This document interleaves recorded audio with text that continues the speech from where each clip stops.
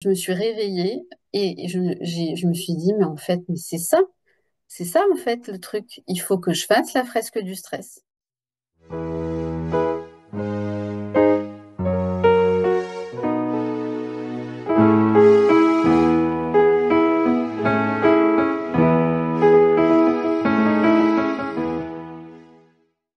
Une fresque, en fait, ça repose sur un jeu de cartes.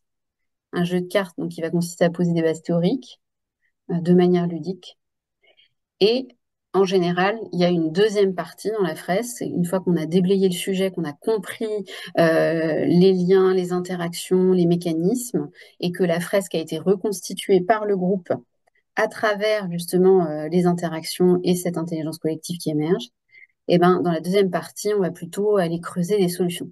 Donc, la phase 2 que j'ai prévue, justement, vise à ouvrir sur le champ des possibles, les ressources, qu'est-ce qu'on va pouvoir mobiliser, mettre en place. Et dans cette deuxième phase, en fait, on fait des exercices qui sont inspirés des thérapies cognitivo-comportementales. Et d'ailleurs, la fresque en elle-même s'appuie complètement sur ce socle TCC auquel j'ai été formée et qui a teinté toute ma pratique depuis le début finalement. Au-delà d'être support pour l'atelier, qu'il y a un vrai support ressource quoi, en complément. Donc je me suis mise à écrire un livret qui a été un petit peu plus épais que prévu, à vrai dire. Donc on a fini à 60 pages, hein, avec toute une section qui consiste à s'auto-évaluer. Donc, il y a différentes échelles qui sont mises à disposition pour pouvoir s'auto-évaluer. Donc, de mettre l'accent sur ce qu'on peut faire soi pour soi.